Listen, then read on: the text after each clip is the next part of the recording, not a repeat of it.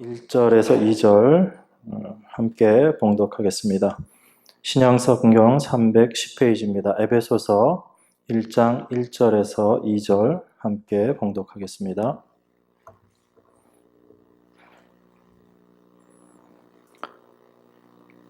함께 읽습니다. 하나님의 뜻으로 말미암아 그리스도 예수의 사도된 바울은 에베소에 있는 성도들과 그리스도 예수 안에 신실한 자들에게 편지하노니 하나님 우리 아버지와 주 예수 그리스도로 조차 은혜와 평강이 너희에게 있을지어다. 아멘. 네, 저희가 지난주에도 에베소서 1장 1절 2절을 함께 묵상을 했었습니다. 그런데 지난주에 시간이 조금 많이 지나가서 다루지 못한 내용들 오늘 함께 좀 생각을 하려고 합니다. 그래서 오늘은 아마 일찍 끝날 수도 있지 않을까 싶습니다. 네, 길어지지 않았으면 좋겠는데요. 에베소서는 특별히 이 사도 바울의 서신서들 중에서 교리적인 부분들을 잘 정리해 놓은 부분입니다. 특별히 그 교리적인 부분에서 하나님께서 그리고 예수 그리스도께서 성령 하나님께서 어떻게 우리 인간들을 구원시키시고 그 일들을 이루셨는가라는 그런 부분으로 기술되어 있는 내용입니다. 그래서 에베소서는 내용들을 쭉 읽다가 보면 하늘에서 땅을 내려다보면서 쓰고 있는 그런 느낌이 듭니다. 특별히 에베소서 1장 부분은 신학자들이 많은 사람들이 사도 바울의 서신서, 사도 바울의 글 중에서 백미다 이렇게 이야기합니다. 가장 뛰어난 부분이다 그렇게 이야기를 해요. 하나님께로부터 받은 그 놀라운 은혜, 그 계시를 이 에베소서 1장을 통해서 아주 분명하게 증거하고 있는 그런 내용입니다. 1장 1절, 2절 다시 한번 이제 보면서 저희들이 지난 시간에 조금 생각하지 못했던 부분들 마저 살펴보기로 하겠습니다. 1장 1절입니다. 하나님의 뜻으로 말미암아 그리스도 예수의 사도된 바울은 에베소에 있는 성도들과 그리스도 예수 안에 신실한 자들에게 편지하노니 이렇게 이야기합니다. 사도 바울은 자기 자신이 사도가 된 것이 하나님의 뜻으로 말미암고 그 하나님께서 그를 사도로 세웠다라고 그렇게 이야기하고 있습니다. 자기가 사도된 것이 자기의 뜻, 자기의 의지 이런 것으로 된 것이 아니고 하나님께서 그를 사도로 세웠다라고 그렇게 서두에서 밝히고 있습니다. 그리고 지금 이 에베소서, 저희가 에베소서라고 일반적으로 이렇게 보고 있지만 원래 이 서신서는 회람서신입니다. 그러니까 에베소 교회라는 어떤 특정한 한 교회가 아니고 에베소 지역에 있는 교회들에 보낸 서신서예요. 그래서 그 어느 교회라는 그 에베소라는 부분은 사실은 아마 빠져 있었을 겁니다. 그래서 처음에 그 서신을 받은 지역에서 자기 교회에 오면 그 앞에 그 교회 이름들을 이렇게 쓰고 그런 식으로 해서 돌려보았던 그런 회람 서신이다 이렇게 생각하면 됩니다. 그러니까 에베소라는 한 개의 교회가 아니고 그 에베소 지역에 있는 여러 주님의 교회들을 그곳에 있는 성도들에게 보낸 편지다 이렇게 보시면 됩니다. 그리고 그 수신자들이 어떻게 되어 있냐면 이 편지를 받는 사람들이 성도들이라고 이렇게 이야기합니다. 저희들이 말씀을 보면서 여러 가지 오해하는 것들, 우리가 잠시 착각하는 것 중에 하나가 이 하나님의 말씀은 사실 하나님의 백성들, 성도들에게만 주어진 글입니다. 하나님 말씀이에요. 일반 사람들에게 주어진 말씀이 아니다라는 겁니다. 그래서 저희들이 이 말씀을 볼 때 하나님의 백성으로서 그 관점에서 이 성경 말씀들을 하나씩 보아야지 됩니다. 제가 왜 이 말씀을 드리냐면 우리가 지금 성경에 나와 있는 여러 가지 용어들을 특별히 에베소서를 통해서 저하고 여러분 같이 그 용어들을 함께 많이 생각을 할 텐데 그 각각의 용어, 단어들의 의미가 여러분들이 일반적으로 생각하고 있는 그런 것과는 좀 많이 다를 수 있다라는 것입니다. 하나님께서 당신의 백성들, 성도들, 그들에게 주신 말씀이란 얘기예요. 그렇기 때문에 일반인들이 생각하고 있었던 그 한정된 범위를 떠나서 더욱더 넓고 깊은 의미들, 또 영적인 의미들을 내포하고 있는 것이 하나님의 말씀입니다. 그래서 바울이 에베소에 있는 성도들이라고 이렇게 이야기합니다. 여러분, 성도 그러면 어떤 사람을 성도라고 그러죠? 그냥 한자 그대로 표현하면 거룩한 무리 이런 뜻입니다. 성도, 그냥 거룩한 무리 이런 뜻이에요. 그러면 그 거룩하다라는 의미가 어떤 뜻이라고 제가 말씀을 드렸나요? 거룩하다라는 것은 우리들이 일반적으로 생각하는 거룩하다라는 것은 말 그대로 거룩이에요. 그죠? 여러분들 머릿속에 지금 바로 떠오르는 그런 거룩. 그게 일반적으로 거룩이라는 그런 의미입니다. 그런데 성경에서 이야기하는 거룩이라는 의미는 사실 그것은 부차적인 의미예요. 그 거룩이에요. 여러분들이 일반적으로 생각하는 거룩은 성경에서 이야기하는 거룩이라는 의미는 구별되었다라는 의미입니다. 그래서 우리 하나님의 백성들이 구별되어진 무리다라고 해서 성도라고 이야기하고요. 그 다음에 거룩한 장소, 그럼 뭐라고 얘기할까요? 거룩한 장소. 네, 성도 그랬으니까 성소 이렇게 말씀하면 되겠죠. 성소. 그죠? 그럼 거룩한 도구, 이런 건 뭐라고 얘기할까요? 성구. 네. 제가 왜 이렇게 말씀을 드리냐면, 거룩한 장소라고 이야기하는 성소라는 것이 뭐 주변과 특별한 곳이 있을까요? 없을까요? 특별할까요? 뭐 굉장히 그곳은 뭐 땅이 아주 비옥하고 그것은 멀리서 봐도 아주 그냥 번쩍번쩍 빛나는 그런 곳이어서 우리가 그것을 성소라고 이야기할까요? 네, 그런 건 아니겠죠. 그죠? 하나님께서 어떤 특별한 장소를 지정해서 그곳을 구별하셨습니다. 그래서 그곳을 성소라고 이야기를 하는 거예요. 성구라는 건 어떨 건가요? 성소에서 쓰이는 기구들, 그런 것들 일반적으로 성구라고 이야기합니다. 여기서 저희 집에서 만약에 이 컵이 쓰여지고 있었으면 그냥 컵일 뿐이에요. 그죠? 그런데 이것이 하나님의 구별된 장소에서 구별된 목적으로 이게 쓰여지면 이게 뭐가 되는 거죠? 이게 성구가 되는 겁니다. 그러니까 이 거룩하다, 구별되었다라는 의미는 그거예요. 이것 자체에 어떤 특별함이 있어서 이것이 구별되는 것이 아니고 구별되어진 것, 그것을 거룩하다라고 그렇게 이야기합니다. 그럼 여러분들을 하나님께서 이렇게 부르시죠. 성도들이라고 부르십니다. 그죠? 그럼 여러분들이 뭔가 좀 특별해서 거룩한 무리가 된 걸까요? 아니면 그냥 구별되었기 때문에 거룩한 무리가 된 걸까요? 네, 후자 쪽이겠죠. 그래서 우리가 어떠한 자인지를 분명히 알고 시작을 해야지 됩니다. 우리 안에는 알게 모르게 우리가 특별한 은혜를 받고 특별한 위치에 있게 되고 하게 되면 우리 스스로 그런 생각들을 가지게 됩니다.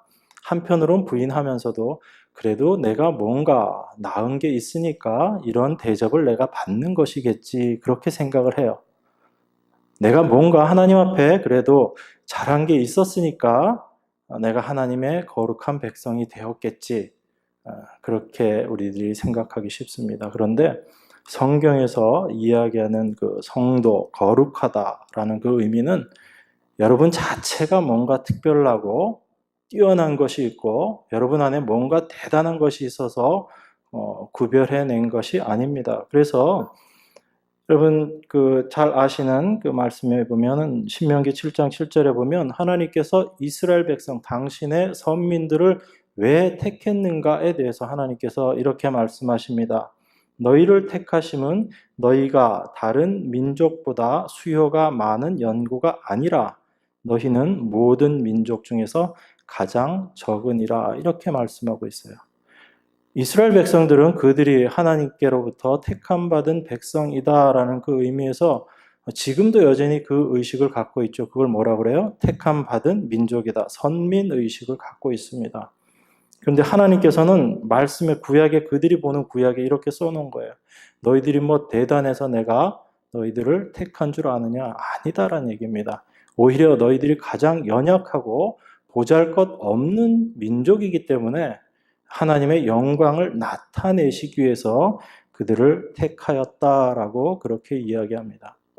그래서 어찌 보면 우리가 하나님 앞에 택함 받은 자다라고 하게 되면 그 하나님 택함 받은 자로서의 그 자의식은 어떻게 되냐면 내가 얼마나 하나님 앞에 부족하고 연약한 자인가가 우선적으로 드러나게 됩니다.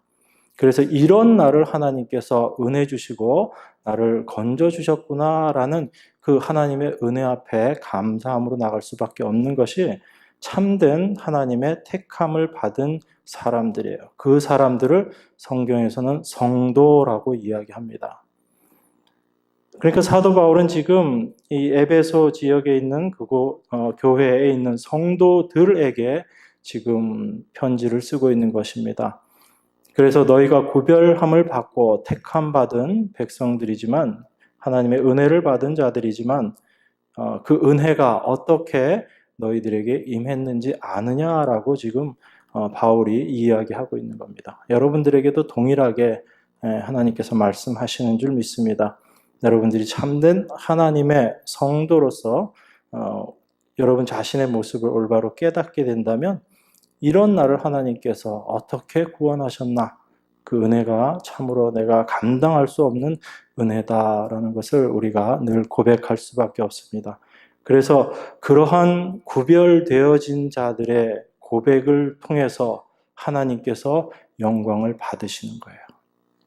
여러분 자신이 뭔가 대단해서 여러분이 그 위치에 쓴 것이 아니고 참으로 보잘것없는 자들인데 그런 자들에게 은혜를 주셨다라는 것을 우리의 삶을 통해서 고백되어질 때 하나님께서 베푸르신 그 은혜가 얼마나 놀라운 것인가가 이 세상 가운데 드러나는 것입니다. 그것으로 말미암아 하나님께서 영광 받으시는 거예요.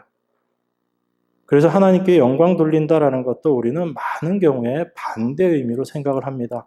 이제 좀 있으면 우리 이제 수능 시험도 있을 것이고 대학 입시 이런 것들이 많이 있는데 대부분의 학생들이 또 그 교회 다니시는 분들이 뭐라고 이야기해요? 내가 좋은 대학 가고 좋은 점수를 받고 그래야지 하나님께 영광을 올리는 것이다. 하나님께 영광 돌리는 것이다. 그렇게 생각합니다. 그런데 그건 자기 영광 취하는 거죠. 절대로 그것을 통해서 하나님께서 영광 받는 것 아닙니다. 아주 단적으로 여러분 한번 생각해 보세요. 우리 교회의 어떤 형제나 자매가 수능 시험을 전국에서 2등을 했어요. 그래서 하나님께 우리가 영광을 올려드립니다 라고 그렇게 막 외쳤는데 알고 보니까 전국에서 1등을 한 사람이 그 불교 신자야. 그럼 어떻게 되는 거예요? 그러니까 하나님께서 영광 못 받으시는 거고 그럼 그 말이 안 되는 거죠. 우리 인간이 하고 우리 인간의 능력으로 할 수 있는 것을 통해서 하나님께서 영광 받으시는 게 아닙니다.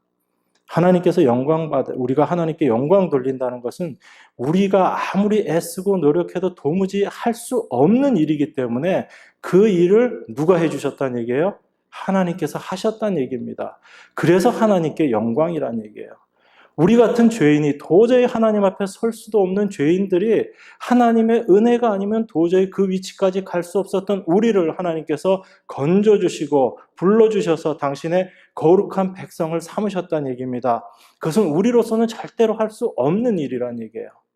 그래서 그것으로 말미암아 하나님께서 영광을 받으시는 겁니다. 그러니까 우리들이 일반적으로 생각하는 것과 이 성경에서 말씀하고 있는 그 의미들이 많은 경우에 참 다르다라는 것을 우리가 알 수 있어요. 여전히 죄악된 생각으로 이 말씀들을 바라보니까 그 모든 것들을 우리 중심, 나 중심으로 말씀들을 보고 그저 나의 유익을 위해서만 이 말씀을 보는 겁니다. 하나님께서 여러분들을 구원하신 목적이 뭘까요? 여러분들 지옥 안 가고 천국 가게 하시기 위해서? 물론 여러분 개인에게는, 저에게는, 우리 각자에게는 가장 중요한 것이 그 사망에서 생명으로 옮겨지는 일입니다. 그렇지만 하나님의 입장에서 보면 여러분 개인이 중요한 것이 아니고 하나님 앞에서는 하나님께서 구별해내신 거룩한 무리, 교회, 바로 그 교회를 통해서 하나님께서 영광 받기를 원하신다라는 것이 여러분들을 이 세상에서 불러내신 목적이에요. 그래서 하나님께서 성경에 보면 뭐라고 말씀되어 있죠? 나의 영광을 위해서 창조된 내 백성들을 오게 하라라고 성경이 그렇게 기록되어 있는 겁니다. 여러분들이 구원받고 하나님 백성이 된 것은 여러분 자신을 위한 것, 여러분 개인에겐 여러분 자신을 위한 것이 되지만 하나님의 계획 안에서는 그 모든 것들을 통해서 하나님의 영광을 드러내시기 위함이다라는 거예요. 그래서 하나님께서 예수 그리스도를 통해서 바로 하나님 아버지의 뜻을 따라서 이 악한 세대에서 우리를 건지시려고 그리스도가 우리를 위해서 자기 몸을 들이셨다라고 갈라디아서에서 이야기하고 있고, 골로새서에서도 우리를 흑암의 권세에서 건져냈다라고 이야기하는 겁니다. 그것이 우리들의 실존이었다는 얘기예요. 우리들의 모습이 바로 이 악한 세대에 속해 있었던 자들이고 어둠의 세력 가운데 있었던 자들이고 그냥 이 세상 가운데 있었던 그런 우리들을 하나님께서 건져내셔서 그곳과 다른 어떠한 곳으로 우리를 불러 모으셨다는 얘기입니다. 그렇게 구별시키셨어요. 그래서 여러분들을 성도라고 하는 것입니다. 이것이 참된 은혜인 줄 믿습니다. 우리의 어떠함이 전혀 영향을 미치지 못한다는 얘기예요. 하나님께서 그 일들을 다 해나가시겠다는 겁니다. 에베소서는 그 대부분의 내용들이 그렇게 기록이 되어 있습니다. 어찌 보면 우리가 무언가를 해야지 되는 그런 표현들이 있지만 사실은 그 본래적인 의미들은 하나님께서 그 모든 일들을 통해서 당신의 백성들을 어떤 모습으로 만들어 가겠다라는 하나님의 의지가 나와 있는 거예요. 그래서 에베소서 처음에 하나님께서 하신 일, 예수 그리스도께서 하신 일, 성령께서 하신 일, 앞으로 이루실 일을 기록해 놓은 것입니다.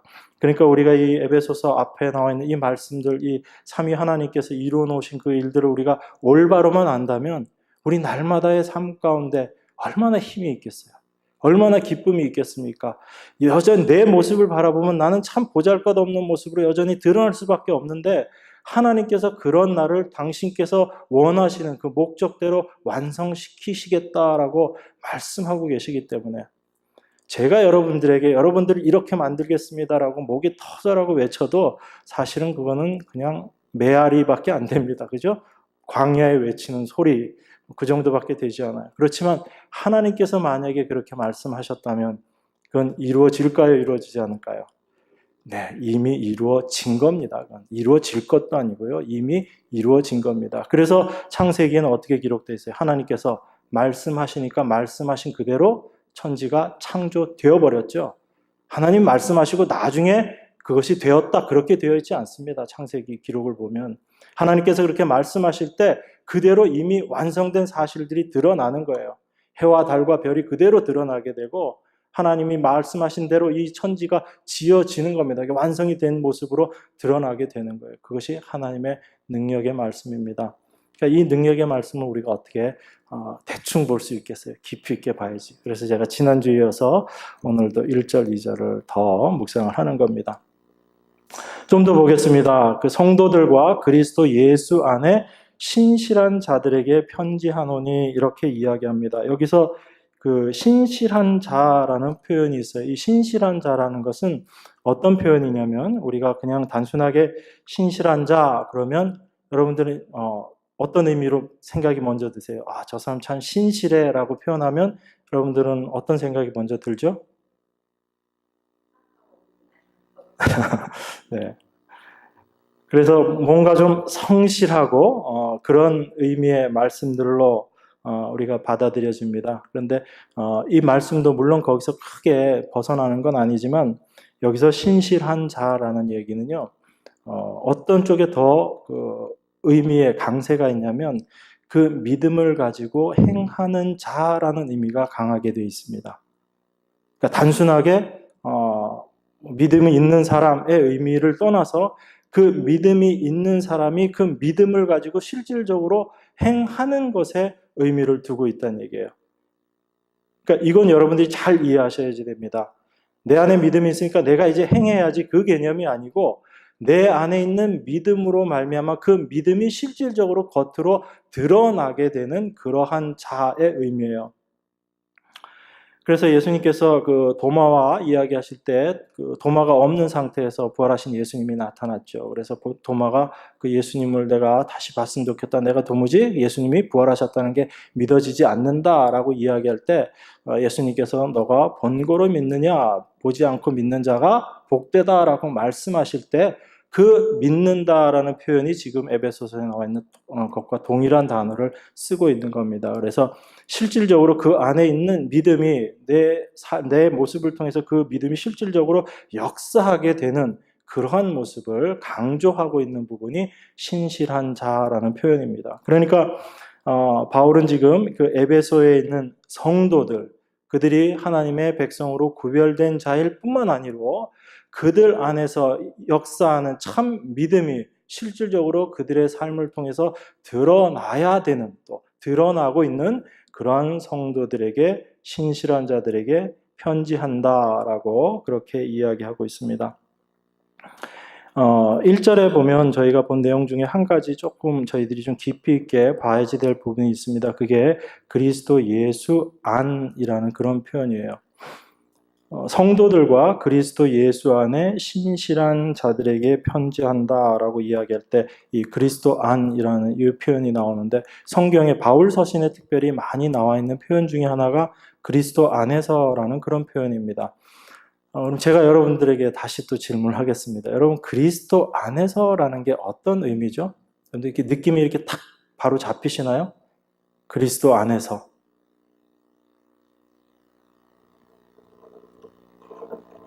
어떤 걸 그리스도 안이라고 이야기하죠? 예수님 말씀 안에서. 또 그 예수님 말씀 안에서는 어떤 의미죠? 그것도 사실 굉장히 좀 추상적인 얘기인데.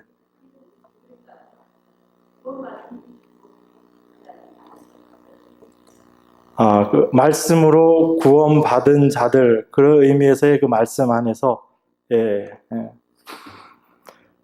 네, 뭐 제가 그 잘못됐다라고 말씀드리지는 않을 거고요. 충분히 우리 그 의미로 그리스도 안에서라는 그 의미가 사용이 되고 있습니다. 그런데 이 그리스도 안에서의 의미를 우리가 좀 정확하게 이해하려면 이 삼위 하나님께서 어떻게 일하시는가를 우리가 좀 알면 사실 그것하고 연결되어서 그리스도 안이라는 의미가 조금 더 분명해집니다. 그러니까 단지 우리가 구원받은 자들이 어떤 그 말씀 안에서 우리가 말씀을 늘 보고 그 말씀 묵상하고 그 말씀대로 살아나가고 하는 그런 의미인지, 안 그러면 그 그리스도와의 어떤 그 관계 속에서 이야기가 되어질 때 그리스도 아닌가라고 이야기하는 것이 조금 달라질 수가 있습니다. 제가 삼위일체라는 표현을 좀 쓰겠는데요. 우리 청년들하고 요즘 한참 토론하고 있는 내용인데, 여러분, 삼위일체라는 말이 성경에 있는 이야기인가요? 없는 이야기인가요? 우리는 다 삼위일체라는 단어가 성경에 있다라고 생각하는데, 정확하게 말씀드리면 삼위일체라는 단어 자체는 성경에 없습니다. 근데 여러분들이 아시는 내용들 중에 우리 요한일서 같은 데 보면 증거하는 이가 셋이니 성령과 물과 피다, 이렇게 해서 이 셋이 합하여 하나다, 이런 표현들이 있죠. 그러니까 추상적으로 쭉 늘어놓은 표현 중에 그런 표현이 있습니다. 그리고 이사야서에 예수 그리스도에 대해서 표현하고 있을 때 우리가 도저히 이해할 수 없는 그런 표현으로 한 분이 여러분의 모습으로 이렇게 이야기 표현되어 있는 그런 내용들을 우리가 볼 수 있습니다. 그래서 이 성경에서 이야기하고 있는, 왜 삼위일체 얘기를 제가 지금 꺼내냐면, 이 삼위일체라는 것이 하나의 어떤 그 이론일 수 있어요. 그래서 사람들이 그건 믿고 안 믿고 그런 정도의 의미로 생각하고, 사실 이 삼위일체라는 것을 자세하게 설명해서 여러분들에게 제가 어떻게 설명할 수 있는 방법이 사실은 없습니다. 이게 무슨 얘기냐면, 우리 인간이 이해할 수 있고 우리 인간들이 생각할 수 있는 그 차원을 벗어나는 부분이기 때문에 제가 어떤 식으로도 이것을 사실은 설명할 수는 없어요. 그런데 왜 이 삼위일체라는 것이, 여러분 그 얘기는 들어봤죠? 삼위일체를 부정하면, 부인하면 이단이다. 그 얘기 들어보셨죠? 처음 들으세요? 그 말씀은? 네, 성부, 성자, 성령 그 세 분이 하나다라는 그 얘기거든요. 그런데 여러분들 그 세 분이 하나다라는 것을 우리들이 이해하는 부분이 굉장히 이렇게 표현이 그렇지만 편협되어 있거든요. 그래서 정확하게 그걸 이해하지 못하고 있기 때문에 사실은 삼위 하나님께서 어떻게 일하시는가에 대해서도 많이 오해들이 되어지고 그것을 통해서 우리가 그리스도 안에 거한다라는 부분들도 잘 이해가 안 되어지는 부분이 있는 겁니다. 여러분들 그런 얘기 많이 들어보셨죠? 삼위일체 설명할 때 많이 예로 드는 것 중에 하나가 이 하나님은 세 분이시지만 그러면서도 한 분 하나님이시다 그렇게 얘기해요. 그래서 그 한 분 하나님인데 어떻게 세 분의 어떤 인격적인 특성을 드러내는가. 그래서 그걸 막 설명을 할 때 물을 봐라. 물을 보면 물로도 존재하지만 이게 날이 추워지면 얼음이 되고 그 다음에 온도가 막 올라가면 수증기가 되고 그래서 이 세 가지 모습으로 존재할 수 있지 않느냐. 똑같은 물이지만 서로 이렇게 다르게 존재할 수 있지 않느냐 이렇게 얘기하는데 사실은 그것은 성경에서 이야기하는 그 하나님의 그 모습과는 일치하지 않는 내용이에요. 그냥 여러분들 이해하기 쉽게 하려고 이 동일한 것이 여러 가지 모습으로 드러날 수 있다는 얘기지 그 세 가지 모습이 그 하나가 그 세 가지 모습으로 한꺼번에 나타날 수는 없잖아요. 날이 추워지면 얼어있는 모습으로 나타나든지 그 다음에 온도가 아주 올라가면 수증기의 모습으로 있든지 적당한 온도일 때는 그냥 액체 상태로 있든지 그 모습으로 있는 거지 이 세 개가 한꺼번에 드러나지 못하죠. 그리고 또 이런 표현들도 많이 합니다. 저를 예로 들면 제가 집에서는 한 사람의 남편으로 있고 그리고 제가 교회에 오면 남편이 아니고 목사로서의 일을 하고 제가 제 부모님 앞에 가면 자녀로서의 모습을 입고 이렇게 나는 동일한 사람이지만 이런 모습으로 내가 일을 할 수 있고 그 각각의 위치에서 하는 일이 다르죠. 목사로서 제가 해야 될 일 다르고 남편으로서 해야 될 일 다르고 자녀로서 해야 될 일 다르고 이렇게 표현도 합니다. 그렇지만 사실 이것도 성경에서 이야기하는 정확한 모습하고는 틀려요. 왜냐하면 제가 동시에 이 한 사람의 모습, 한 사람으로 그 세 가지를 동시에 할 수는 없거든요. 여기서는 내가 목사로서의 일을 해나가는 거지, 이거 목사로서의 일 자체가 또 동시에 남편으로서의 일이 될 수는 없잖아요. 다른 모습이거든요. 그런데 여러분들 한번 생각해 보십시오. 예수님께서 십자가에 달리실 때 마지막에 예수님께서 하신 말씀이 뭐였죠?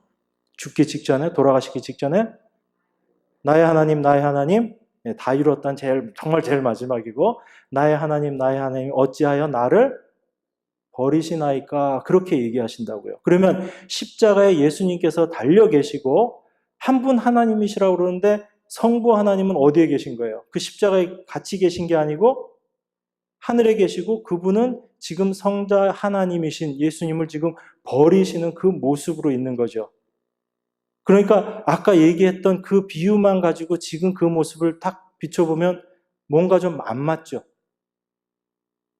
지금은 예수님이 십자가에 계시고 하나님은 그 하늘에 계셔서 지금 우리의 죄를 위해서 예수님을 십자가에서 죽이시기로 하나님께서 그렇게 결정하시고 그 모습 가운데 예수님을 버리시는 모습으로 드러난다고요. 성자 하나님을 성부 하나님께서 버리시는 모습으로 두 분이 같은 시점에 같이 드러나게 되는 거잖아요. 여러분 우리 사도행전에 보면은 누구죠? 돌에 맞은 사람? 돌에 맞아 죽은 사람? 네, 스데반. 갑자기 이름이 생각이 안 나서 제가 그래요. 죄송합니다. 그 스데반이 돌에 맞아 죽을 때 하늘을 우러러 봤어요. 하늘을 우러러 봤더니 누구와 계셨죠? 예수님 혼자서 계셨나요? 성경 자세히 안 보셨죠? 예수님 늘 앉아 계셨는데 그때는 서 계셨어요. 그래서 예수님의 마음을 우리가 또 표현하기도 하지만 하나님 우편에 예수님께서 서 계신 거예요. 그러니까 하나님과 예수님이 같이 그 모습에서 드러나는 거죠. 그러니까 우리가 아까 얘기했던 그 모습과는 좀 다른 모습이다라는 겁니다. 그래서 이 삼위일체 이 성부 하나님, 성령 하나님, 성자 예수님, 바로 그 성자 하나님, 우리가 일반적으로 예수님이라고 부르는 그분이 바로 성자 하나님이시죠. 그리고 성령 하나님, 이 세 분이 다 하나님이시면서 이 성경의 올바른 해석 가운데서는 이 세 분 사이에 어떠한 능력의 차이나 다름이 없다라고 그렇게 이야기합니다. 우리는 그냥 감각적으로 성부 하나님이라고 이야기하고 그 다음에 성자 하나님, 아버지와 아들 이 개념을 생각하니까 뭔가 성부님은 조금 더 성부 하나님 더 위에 계시고 성자 하나님은 그거보다 좀 아래쪽 이 개념으로 생각하는데 성경은 그렇지 않아요. 물론 역할적인 면에 있어서는 하나님께서 말씀하시고 그 말씀을 이루어내시는 이 땅에서 이루어내시는 아들 하나님의 모습이 드러나지만 그분은 서로 다르지 않다고요. 그래서 예수님께서 하신 말씀 중에 이게 있습니다. 아버지께서 나에게 말씀하신 것만 내가 했다라고 이야기를 하는 거예요. 그러니까 우리가 하나님과 예수님이 절대로 다르지 않다라고 우리가 하는 것은 예수 그리스도를 통해서 예수님께서 이렇게 또 말씀하셨죠. 나를 본 자는 아버지를 봤다라고 이야기합니다. 그런데 만약에 이 예수님과 성자 하나님과 성부 하나님이 조금이라도 틀리면 나를 본 자는 아버지를 봤다라고 이야기할 수 있을까요? 없을까요? 없죠. 절대로 없는 겁니다. 그런데 예수님께서는 그렇게 말씀하시는 거거든요. 그러니까 성부 하나님이나 성자 하나님이신 예수님이나 그 하시는 역할들은 다르다 뿐이지 똑같다라는 얘기예요. 그 성령님은 어떨까요? 제가 그럼 하나 더 질문하겠습니다. 여러분 좀 곤란할지 모르지만 성령님이 예수 그리스도의 영입니까? 하나님의 영입니까?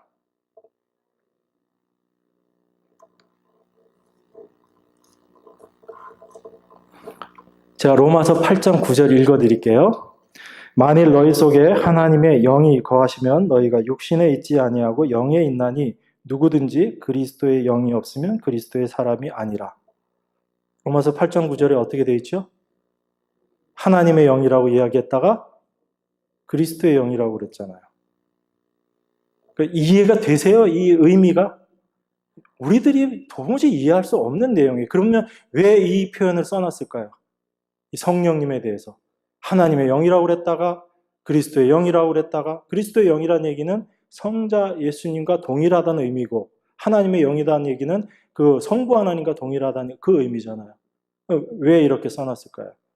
바로 그 성령 하나님이 어떤 분인가를 우리들에게 분명하게 알려주시기 위한 거예요. 우리는 성령님, 성령 하나님 그러면 예수님께서 십자가에 달리시고 부활 승천하셔서 이제 보내시기로 하신 보혜사라고 생각을 하기 때문에 보냄을 받았다라고 생각하니까 뭔가 좀 떨어진다라고 생각을 해요. 근데 그게 아니다라는 얘기입니다. 그 성령님조차도 바로 하나님의 영이고 그분이 그리스도의 영이라는 얘기예요. 그러니까 성부 하나님, 그 다음에 성자 하나님, 성령 하나님 이 세 분이 각각이 하시는 일들은 성경을 통해서 보면 다릅니다. 그렇지만 이 세 분은 어떻다는 얘기예요? 똑같다는 얘기예요. 그런데 이 세 분이 유일한 한 분이다? 아니다. 그 의미가 아니에요. 우린 자꾸 유일신이라는 개념을 유대인들이 갖고 있는 그 개념이 유일신 개념이에요. 그런데 기독교는 그리스도교는 유일신이 아닙니다. 유대인들이 생각하는 유일신이 아니에요. 왜 그러냐면 유대인들은 지금도 누구만 그 하나님 그들이 얘기하는 그 하나님만 믿고 있어요. 그런데 우리 그리스도인의 삶 속에서는 어떤 하나님들이 경험되어졌어요? 이 땅에 오신 성자 하나님이신 예수 그리스도가 경험되어졌어요. 그리고 그분을 통해서 우리에게 오신, 우리 안에 들어오신 성령 하나님이 또 경험되어졌어요. 그러니까 이 세 분을 경험한 속에서 우리가 한 분 하나님이라고 표현을 하는 거예요. 그러니까 유대인들이 이야기하는 그 하나님과 우리가 이야기하는 그 하나님이 같을까요? 다를까요? 다른 거예요. 우리가 그런 부분들 자꾸 오해합니다. 구약을 같이 보고 있으니까 그들도 우리가 믿는 하나님 믿으니까 아니요. 유대인들은 우리가 믿는 하나님 안 믿어요. 다른 하나님 지금 섬기고 있는 겁니다. 그래서 예수님께서 뭐라고 얘기하셨어요?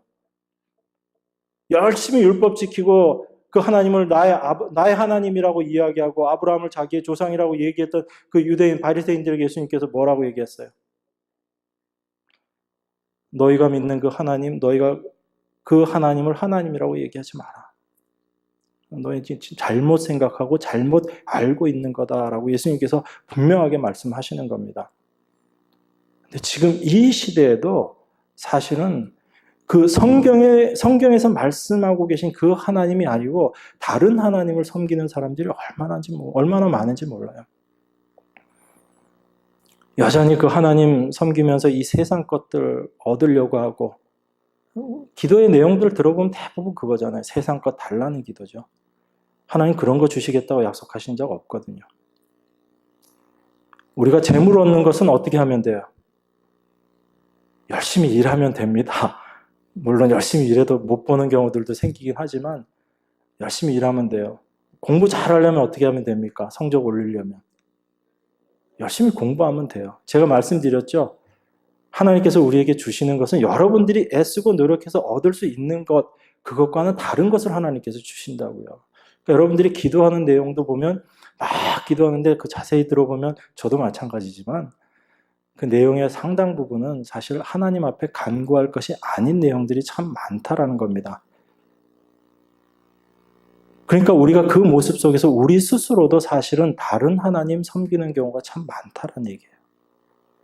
근데 하물며 하나님이 어떤 분인지를 올바로 알지도 못하는 사람들이라면 그냥 우리가 열심히 기도하고 하나님께 매달리면 그래 너 기도하는 대로 다 줄게라고 얘기하시는 분은 하나님이다 이렇게 알고 있는 사람들에게는 그 하나님은 우리가 믿는 그 하나님이 아닌 거죠. 사실은 이름은 그냥 하나님이라고 똑같이 우리가 외칠지 몰라도. 그래서 지금 교회 안에 많은 사람들이 하나님을 외치고 있지만 정말 성경에서 말씀하고 계신 그 하나님을 올바로 바라보고 그 하나님께 기도 드리는 사람들이 과연 얼마나 될까라는 건 우리가 한번 좀 생각해 봐야지 되는 문제입니다. 굉장히 중요한 부분이에요. 하나님께서 그래서 이 삼위일체라는 이것이 교회 안에 분명하게 확립되는 그 과정 속에서 어떤 일들이 있었냐면 많은 이단들이 나타났어요. 그래서 그 이단들이 왜 잘못됐는지를 성경을 통해서 계속 증명하고 증명하는 과정 속에 완성된 게 삼위일체라는 그런 이론이에요. 그러니까 이건 이론이지만 사실은 뭐냐면 성경이 하나님을 어떻게 표현하고 있는가라는 것을 우리가 얘기하고 있는 거고 그 성경이 표현하고 있는 그 하나님의 일하심을 통해서 성경이 우리에게 과연 무엇을 이야기하시고자 하시는 것인가를 우리가 분명히 알아야지 된다는 얘기입니다. 그러니까 그 삼위 하나님의 일하심은 그렇다는 얘기예요. 성경을 통해서 보면 서로 이 세 분이 서로 다른 인격으로 세 분이 존재하시지만 이분들은 서로 의견 일치를 못 보는 경우가 있을까요? 없을까요? 없어요. 늘 의견이 하나로 모아지십니다. 그 뜻에 있어서 불일치가 없고 그리고 어떤 일을 하시겠다라고 하셨을 때 그 목적, 지향하는 바가 서로 다른 경우가 생길까요? 안 생길까요? 안 생깁니다. 그러니까 그 삼위 하나님은 다른 모습으로 각각의 하시는 일들이 우리가 이 성경을 통해서 보면 다르지만 그 세 분은 그 다른 모습으로 존재하시지만 이 세 분은 하나인 것처럼 그렇게 엮여 있다는 얘기예요. 묶여 있다는 얘기입니다. 이 정도로밖에 제가 설명을 못 드리겠어요.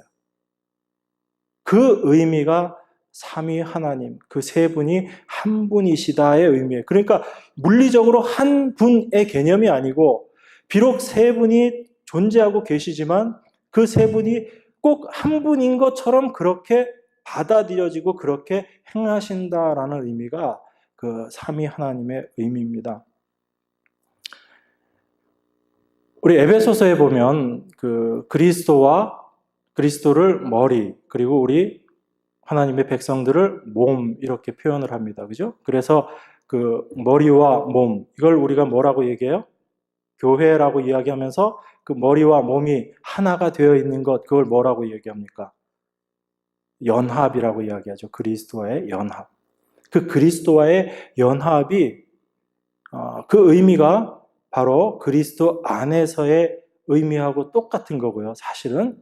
그리고 그 의미의 본질적인 핵심적인 내용이 뭐냐면 삼위 하나님께서 어떠한 모습으로 존재하시고 그 삼위 하나님의 일하심이 어떤 것인가를 알면 그리스도의 몸, 머리와 하나가 되어 있는 온전한 몸이 어떻게 일하고 그리고 우리 몸, 교회라는 것이 어떤 모습으로 일하면서 그 모습이 서로 상호 간에 관계를 맺게 되는가를 같이 설명하고 있는 거예요.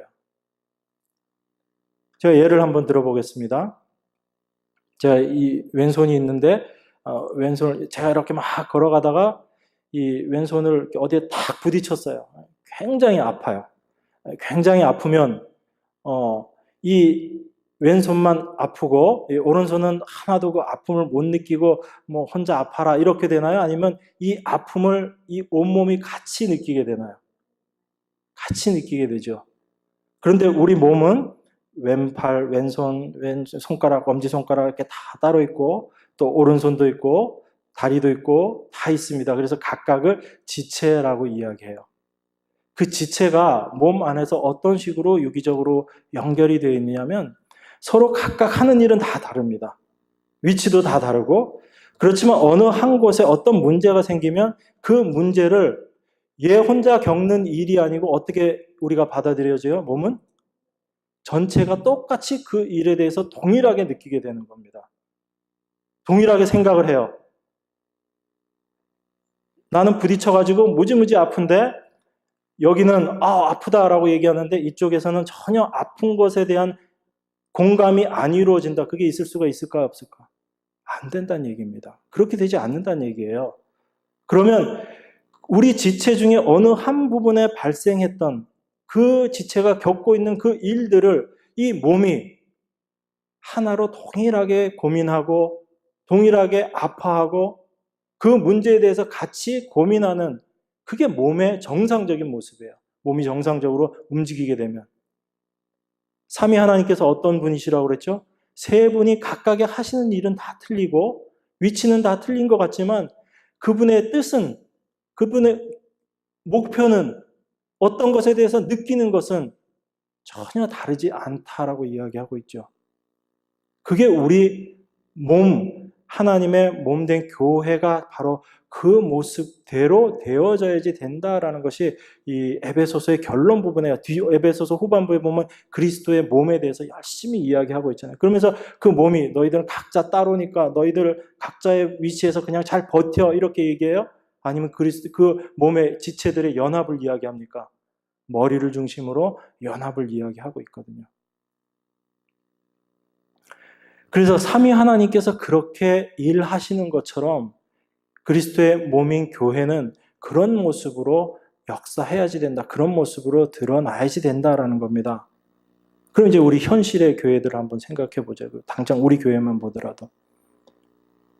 정말 그 모습대로 우리가 그렇게 되어지고 있나요?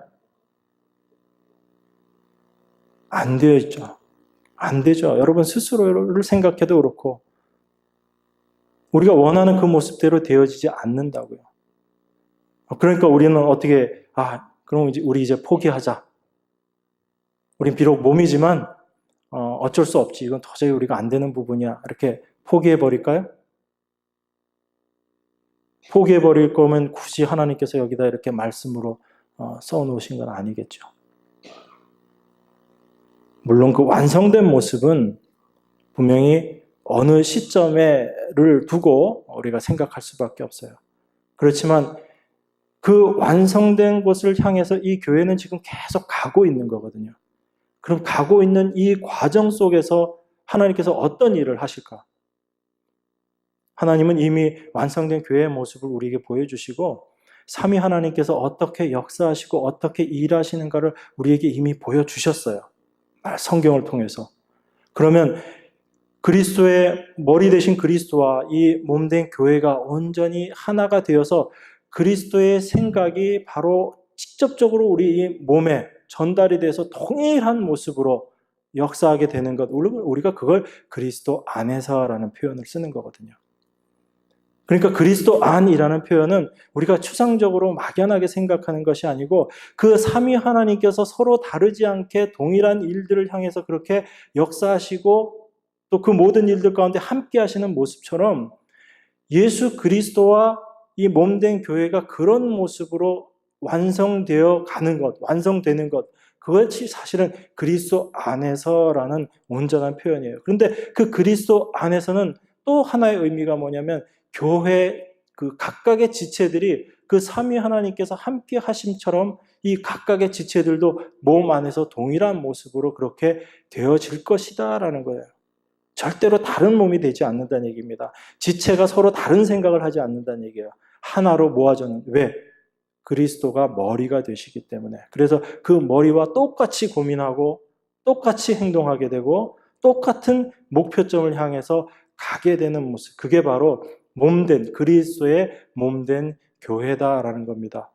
그 의미 안에서 사도 바울은 계속적으로 이렇게 얘기하는 거예요. 그리스도 안에서. 그래서 우리가 이 말씀들을 볼 때 그리스도 안에서라는 표현들이 있는데, 그 안에서 어떤 이런 내용들을 보면 어떤 부분은 우리하고 좀 되는 것 같은데 어떤 부분은 너무나 우리의 지금 현재의 모습과는 거리가 먼 모습들, 내가 하나님 앞에서의 어떤 그 모습도 보면 그리스도 아니라고 표현을 했는데 실질적인 나의 모습을 보면 그게 참 멀리 동떨어져 있는 모습처럼 보여지고 느껴질 때가 많이 있죠. 그런데 중요한 건 뭐냐면 하나님께서 그리스도 안에서 그 모든 일을 다 그렇게 완성시켜 놓으셨다는 얘기예요. 중요한 거는 우리가 바라봐야 될 건 뭐냐면 그리스도 안에서 이러이러하다라고 우리가 이 말씀을 보면서 이 모습과 나는 너무나 다르네. 그러니까 내가 죄책감 가지고 맨날 자책하고 나 오늘도 제대로 하나님 말씀대로 못 살았네. 그렇게 해서 눈물 흘릴 게 아니고 하나님께서 당신께서 그리스도 안에서 우리를 어떤 모습으로 완성시켜 나가시겠다라는 것을 보여주시는 모습이라는 거예요. 이 모습 자체가. 그럼 여러분들 그 모습을 보면서 지금 이 모습과 이 말씀의 모습이 비록 좀 차이가 나더라도 아니면 많이 차이가 나더라도 여러분 안에는 뭐가 소망이 될 수 있는 거예요? 하나님께서 여러분들을 그 모습으로 완성시켜 나아갈 것이다 라는 것에 대한 분명한 소망이 있는 겁니다. 그래서 하나님께서 그 일을 하시는 과정 속에서 가장 중요하게 여러분들을 다루시는 모습이 어떤 모습이겠어요? 여러분들 그리스도의 몸으로 완성된 모습으로 하나님께서 만들어 가시기 위해서 여러분 삶 속에서 어떤 일들을 하실 것 같아요?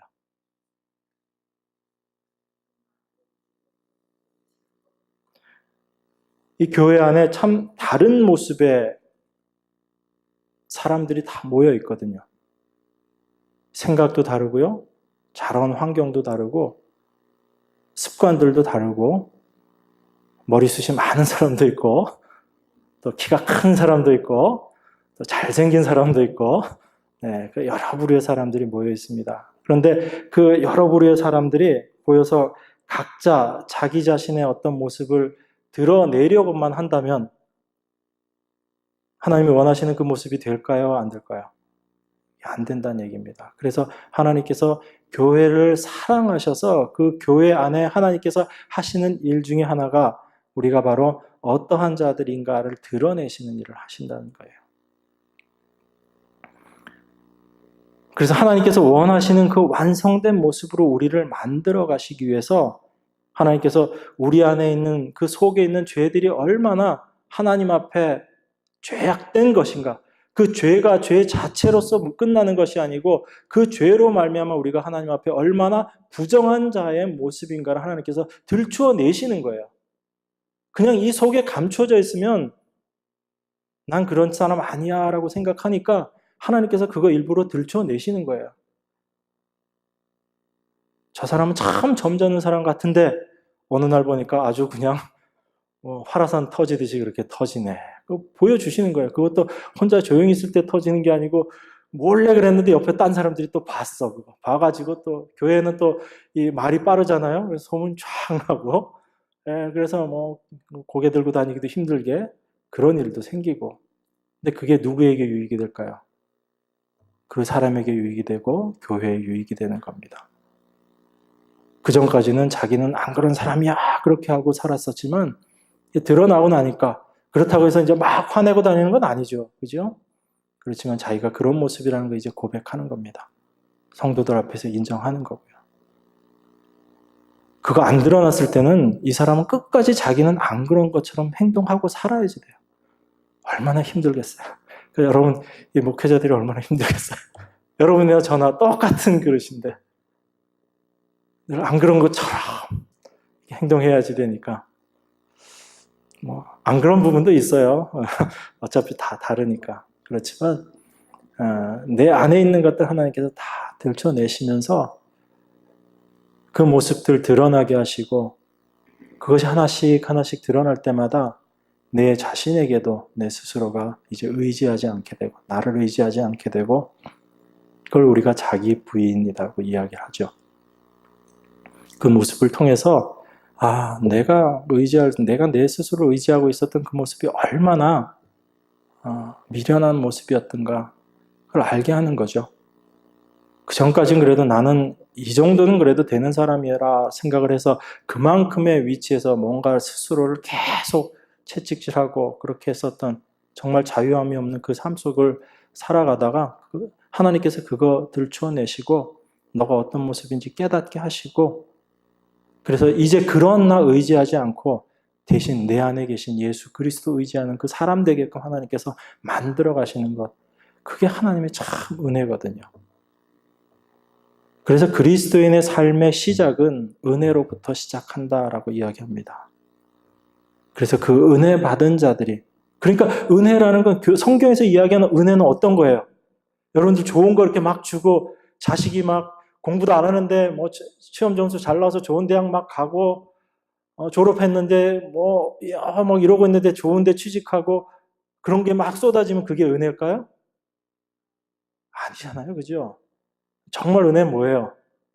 열심히 공부했는데도 맨날 뒤에서 새는 게 빠르고 너 본질이 그거야 이렇게 드러나더라도 그렇게 해서라도 그 사람이 하나님께 간다면 하나님께로 나아간다면 그냥 그걸로 끝나면 은혜가 아니죠. 그 모습들을 통해서 하나님께로 나아간다면 그걸 은혜라고 이야기해요. 그러니까 성경에서 말씀하고 있는 그 은혜는 우리가 생각하는 것과 사실 많이 다르다는 얘기입니다. 그 은혜를 받은 사람의 삶 속에 하나님께서 훈련시키시고 연단시키셔서 뭐를 드러나게 하실까? 그 사람의 삶 속에 평강. 2절에 나와 있는 평강. 그래서 그리스도의 삶은 은혜로 시작해서 뭐로 마친다고? 평강으로 마칩니다. 이게 그리스도의 삶의 모습이에요. 그 평화로.